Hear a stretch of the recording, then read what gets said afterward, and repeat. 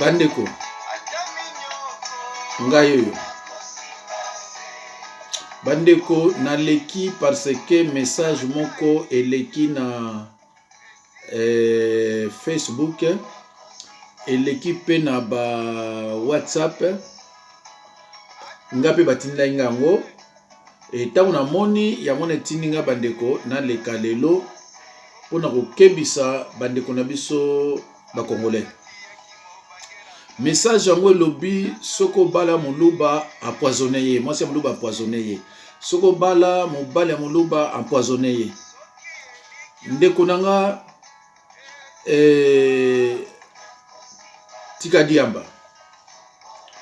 Ndeko soki peut-être moko diamba toba kanda excès de colère luka o maîtriser colère wana ndeko nanga yi.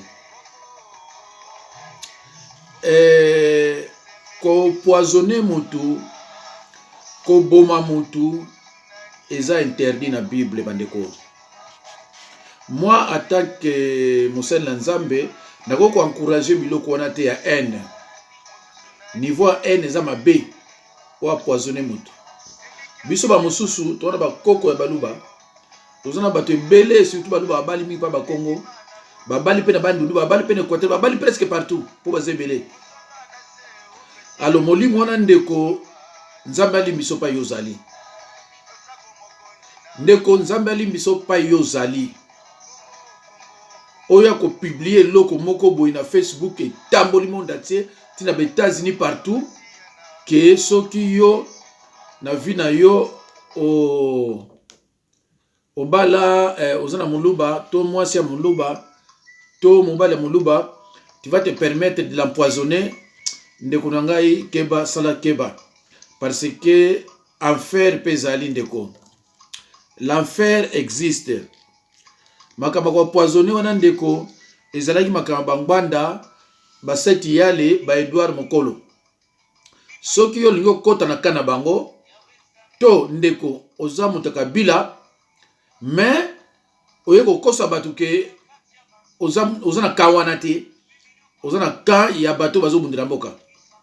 Ndeko nangai pa yozali soki vraiment ndeko zo mela diamba zumbele soko zo mela yango ndeko nangai na conseil na yo tika toza na ba toza na makanisi ndenge moko te. C'est vrai baluba balakisi biso niveau ya mitema mabe na bango baluba balakisi yango penza cette fois-ci. Ezalaki peut-être ya kobomba na bien kotia ba doute, mais cette fois-ci que mutu nyonso ayebi ke muluba aza motema mabe. Donc nous prenons le cas général. Peut-être pas motema malamu ezala, mais en tout cas na ba surtout ba faux serviteur de Dieu baluba. Ndeko bozalaka na bitidi ya kolandaka makambo nga lobaka. Nga lobaka na bino ke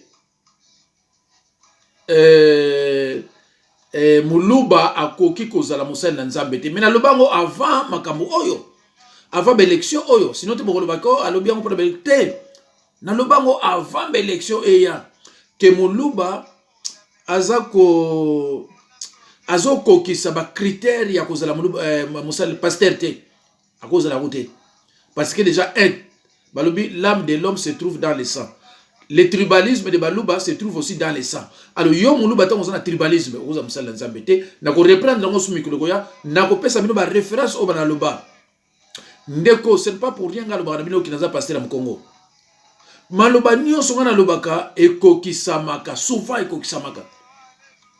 Mais lelo naza na thème wana te. Thème nanga lelo bandeko nanga yi. Bozwa baluba bandeko na biso. Bakwesami. Bako comprendre après. Bango bazoyeba te pourquoi Kabila est au pouvoir. La mission de Kabila est de balkaniser, pas seulement balkaniser, exterminer aussi. Ndeko fo yo balkaniser lingo lobanini, exterminer pe lingo lobanini. Bandeko nangai. Na lobi na yo. Na Bible soko tali na les 10 commandements ya Nzambe. Na Exode non. Oui, na Exode 23. Balobi, tu ne tueras point. Et ça est interdiction formelle dans la Bible. Oh, le gouvernement de répression, ils ne respectent même pas, mais ils se disent d'être chrétiens. Bible, le Exode 23. Botanga ngoyi soki mende soki nani. Bozono ba chrétien. Mais na dit commandement. Na Exode 23 babi, tu ne tueras point. Okoko bomate. Alors yo siko yo lobi batia mwasi moluba poison, batia mobala moluba poison. Donc ozako longo la Bible ton dimasiko yo obanda koboma bato. Ndeko na ngai totika makambo oyo Nzambe sala. Oza na droit ya koboma moluba te, oza pe na droit ya kotila e poison te. Ndeko na nga l'enfer existe. L'enfer est le lieu du châtiment futur appelé Géhenne de feu. Mes chers frères et sœurs, cet endroit avait été préparé pour le diable et ses serviteurs. C'est écrit dans Matthieu 25, 41. L'enfer a été créé pour Satan, le diable et ses serviteurs.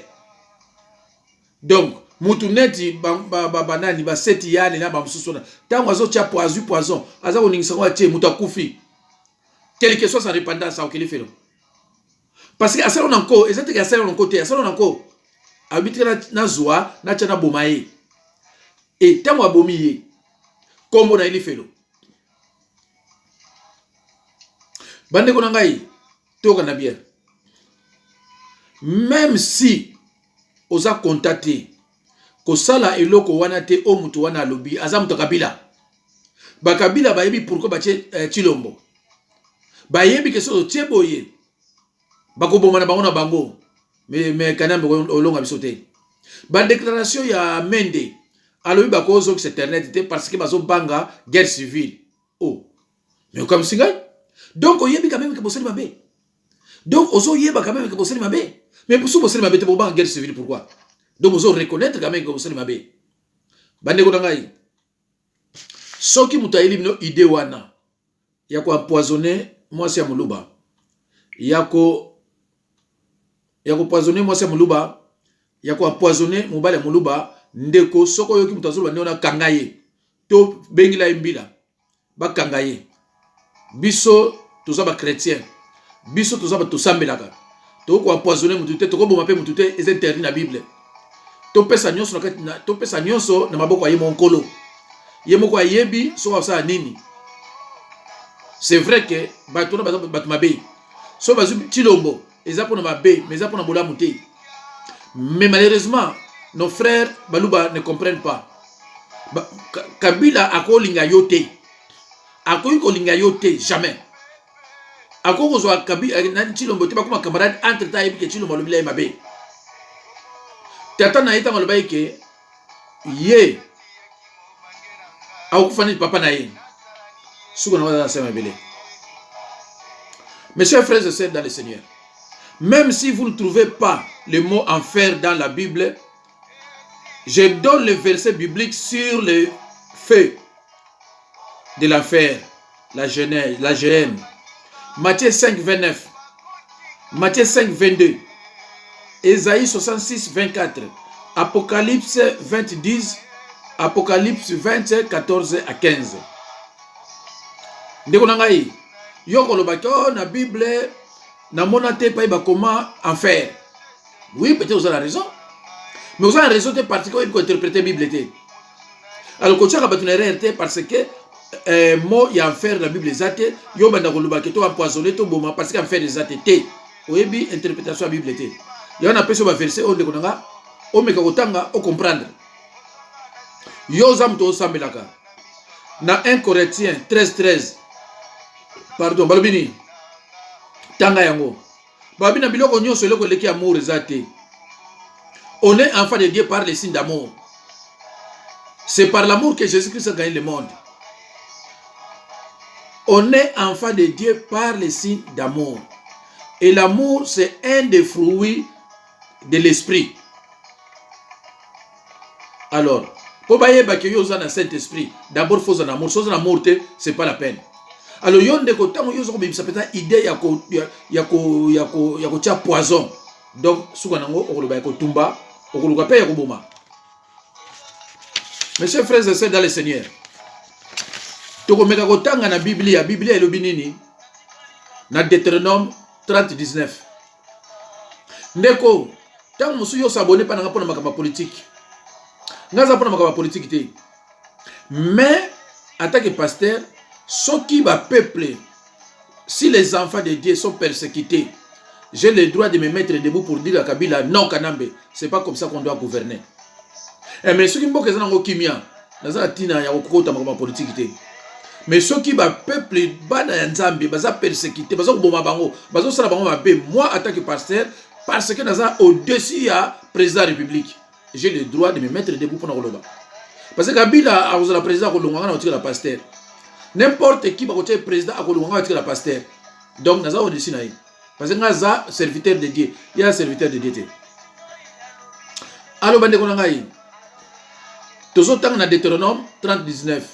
Ndeko, tant que nous avons ya liloba ya politique. Mais nous avons que nous avons délivrer yo. Tant que nous avons otika manzaka, otika suki, otika makila, otika biloko belé. Et pas yanganga. Mais au moment où on a dit qu'on a léaté, mais quoi qu'on le bâti. On a des complications belé dans le qu'on a yo. On a bien été, parce que tambola kabando to mabe, on se retrouve dans Kisasa, on se retrouve dans Bamboa.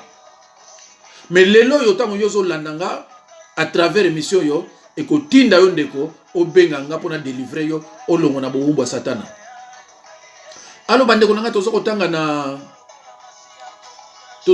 na Deutéronome 30-19 balobi boy. Je lis au nom de Jésus-Christ. J'en prends aujourd'hui à témoin contre vous les ciels et la terre. J'ai mis devant toi la vie et la mort. La mort, c'est l'enfer. La vie, c'est le paradis. Peut-être au Lukakango, on n'a pas comment faire. Interprétation, il y a une parole, aux anangote pour sa postérité. C'est normal. Je reprends. Je lis dans le livre de Deutéronome 30, verset 19. J'en prends aujourd'hui à témoin contre vous les ciels et la terre. J'ai mis devant toi la vie et la mort. J'ai mis devant toi le paradis et l'enfer. La bénédiction et la malédiction. Choisis la vie, afin que tu vives, toi et ta postérité. Balobina bien, choisis le paradis. Tika enfer. Ndekonanga, yo mesana osala butu mabe. Ndekonanga, oza toujours pour qu'on citer batuna mal. Qu'on citer batuna mal te. Qu'on citer batuna mal te. Ndekonanga. Baluba baza bandekona biso. Oye, toza bénémité na baluba. Mais pour le moment, toza n'est pas adversaire. Parce que mais toza jamais bénémité na baluba. Donc ngai nde naza awasona moni zo finga muluba na osepelate. Ceux qui na moni zo olingi otile poison na obengi la yo police. Makambo ya biso na baluba il faut suka na monoko. Makambo ya biso na baluba ekosuka na monoko. Na makofite koluka toko boma batu. Na yo place mo bio su ba bomi muluba moko ba tumbi su ba sele eloko nini. Ndeko na ngai biloko makambo na lukili biso. Makambu oyoyo ya mabe na lukili bisongo kanambe na kamere na batu na ye. Alors toza na maîtrise ndeko toza na maîtrise tozo yoka lelo nde Kabila tango le père tango ya kialubi azaki na idée capitale ekuma Lubumbashi.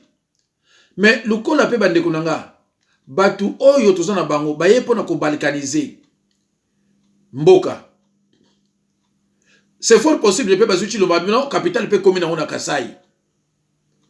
allez bazui côté on a nyonso pas za richesse ba ke ba bi allez bino bozo côté kuna. C'est possible toujours. Parce que oyo bango baza mo mitemba biso yebite ba lo bakate. Biso do lo baka. Biso mona ka ba acte. Comment beaucoup concevoir que ba somsi Etienne diplôme. Après ba panzer ça on a ba journaux nyonso ya ça. Au lieu d'éliminer été ba garder yé. Tant ba garder yé ba ken à Genève. Allez qui n'a été nzamba sali ki ya lekate. Qu'est-ce qui s'est passé? Bon ba suivre ba garder les sous. Et bah ceux qui ont été, bah bimisi c'est le président de la République. Il faut réfléchir. Hein? Alors le président de la République, bah bimisi bah nommé, mais bah c'est le réel. Il fallait que bah bimisi wana bah soit na parlement, bango bah les kebele, c'est-à-dire que ceux qui 35% bah voter, 35% il faut se rappeler qu'on a, mais rien. Donc il a dit que Tshilombo n'a pas été élu. C'est clair, faut pas une formule c'est clair. Si Tshilombo a été élu par le peuple a voté qui est alliance de la populaire na parlement, na assemblée. Mais il a dit que le peuple a voté là-bas où il était. Va comprendre, on peut que le peuple a comprendre. Alors, et loko nini ba bombi na sima mukongo na bango. Ndeko nanga et loko nini ba bombi na sima na bango yonanga to bana ko réfléchir mais nazo conseiller ba luba o bazo futatike bazo kende Kinshasa bokeba naza mosala nzambe mu Congo bokeba bakoya kozo à partir de rapport bazo akoma na bilongo nyonso pa ba noter ba yebiki ba nombre d'années bo fai na poto bo na finga ye ezaka bo sutu en konso azo bino moko prison boko olia soki nini bo olia kuna. Alors bandeko nangai je crois que nasuki siwana Nzamba pambola bino. Chers auditeurs, merci de rester sur nos antennes. Voici les changements qui ont intervenu depuis l'ordonnance présidentielle que la primature est entre les mains Louba. Le stade de Martyr devient le stade Chibola. Le palais du peuple devient le palais de la reine Ngaloula. Le boulevard Triomphal devient boulevard Tiswaka. Le pont Maréchal, pont Ilouan. Le palais de la nation, palais Mkalenga. Et la commune de la Gombe, commune de Ngandou-Kongolo. La ville de Kinshasa devient la ville de Tshilombo. La capitale sera déplacée vers le Kasaï. Le transport ne sera fait que par les Wewa ou les Manseba. Pas de gates ni de transports. Le FC Renaissance du Congo devient Chibela Bella du Congo. Le riz ne sera ni importé ni cultivé aux dépens des Kakonto ou Fufu Masango Bunga Bwanchengi. Tout le monde doit ajouter Chi devant son nom. Par exemple, Kamere devient Chikamere ou encore Chikama. Ibenge devient Chibenge et on ajoute Kochani. Le Lingala devient Chingala. Le joueur Bolassi devient Chibola. Kabila lui-même devient Chikabila to Chikabi. Chikab pour les intimes. Alors bande konangai ndenge na yebisaki bino ke vraiment to keba parce que monguna azana ba ida mabe monguna azana ba ide bande konangai ya mabe bango balobaka te nani kamere nani oyo nani kanambe alobaka te sikoyo bozoyeba te ye makanisini aza nango mpona Tshilombo na biso tozoyeba te soki tokosuka ndenge ndi bandeko na ngai. Alors